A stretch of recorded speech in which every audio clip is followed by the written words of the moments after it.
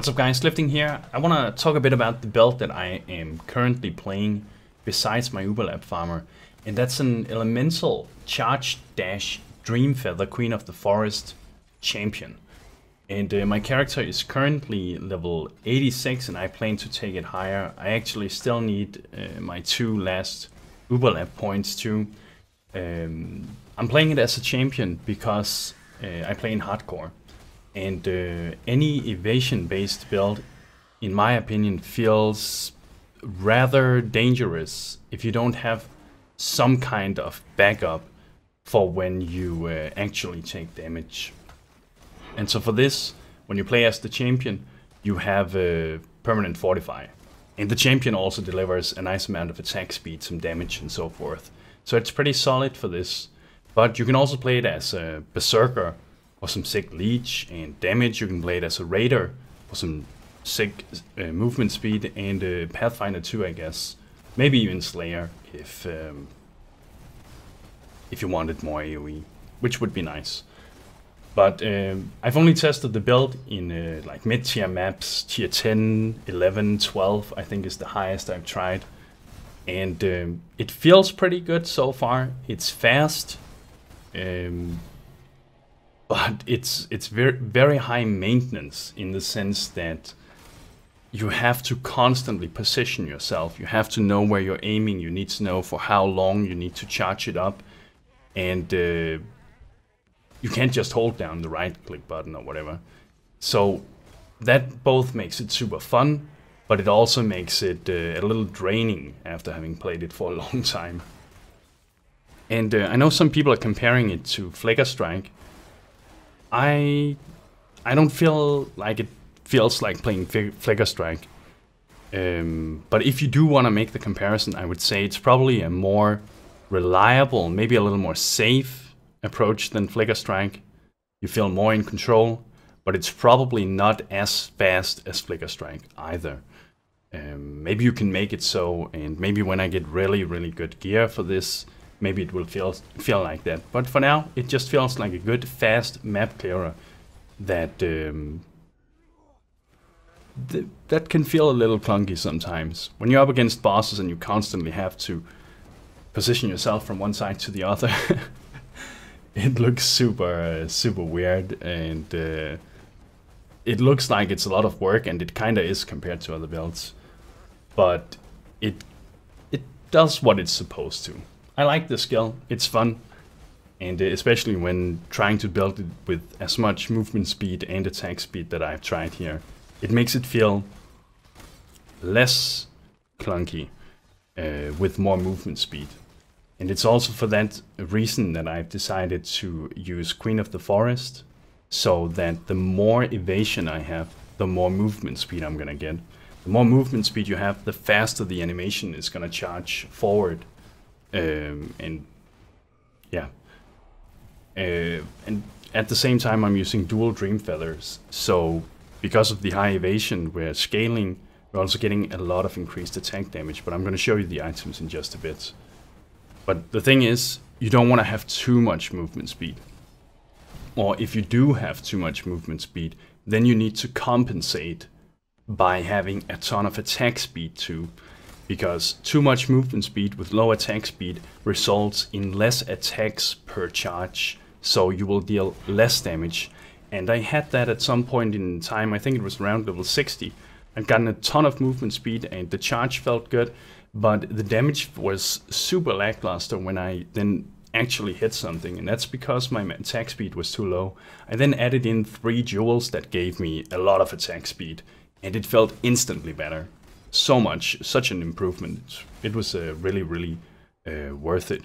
But let me show you what it's all about. So the Queen of the Forest I have here, the idea with this is that you get 1% movement speed per 450 evasion. So my character right now, with no buffs up and running except for auras, has a base movement speed of 124, and it looks something like this. It's kind of nice for just, you know, not having too much investment. You have the boots, but that's about it. And the more evasion you then get, the faster you can run. If I turn off my grace, for instance, which gives us a nice amount of evasion, you can see my movement speed drops too. So it makes a big difference. Also, a thing such as the Jade Flask here, it has multiple purposes when you're playing a Queen of the Forest build.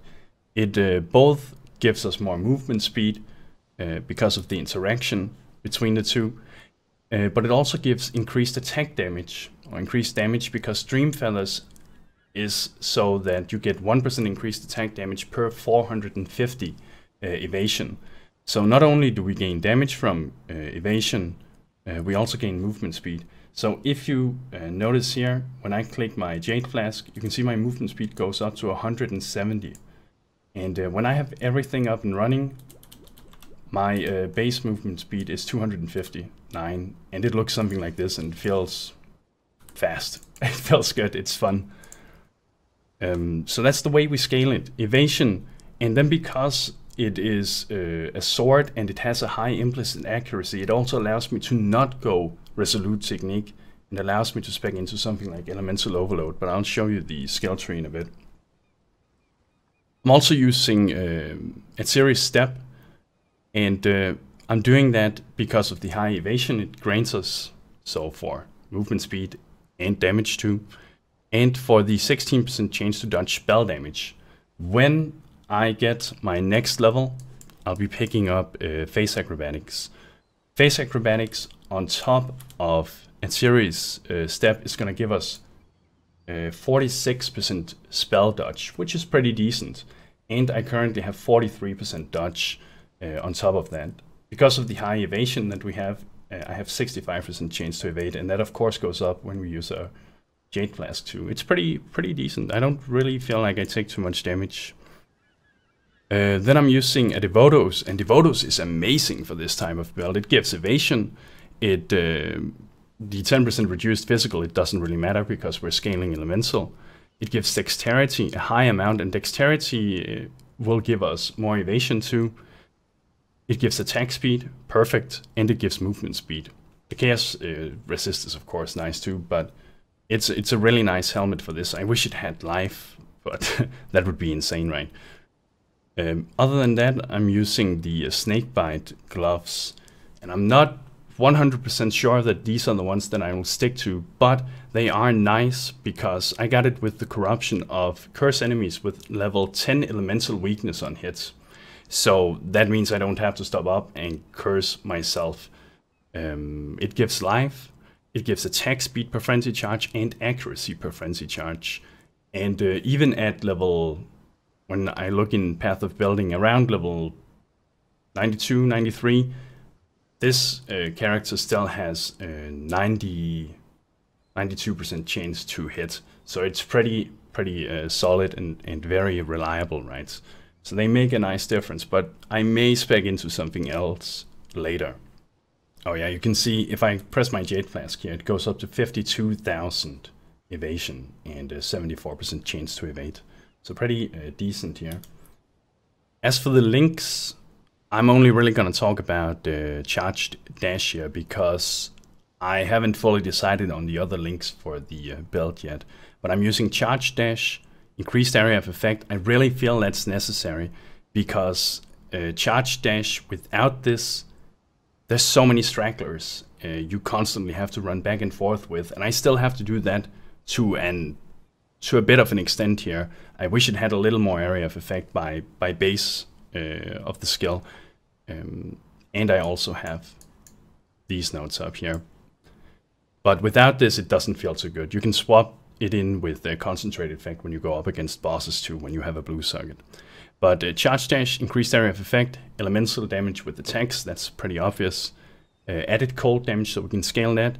And Ice Bite, so I can generate frenzy charges and get a nice amount of flat cold damage too. For the sixth link, I'm probably just going to add in Added Lightning. Now this means that I have dual elemental rolls, and elemental penetration is a little harder to do, but since it is elemental weakness that we're casting here, it's okay. And Added Lightning does give more damage than Cold Pen for this setup at least. For the skill tree, Start with the champion here. Unstoppable hero, attack speed, armor and evasion, and melee damage. All good, right? And all these small ones here, they either give increased armor and evasion and attack speed or things like that, right? Permanent fortify for that extra layer of defense. I'm using first to strike, last to fall. 40% increased damage.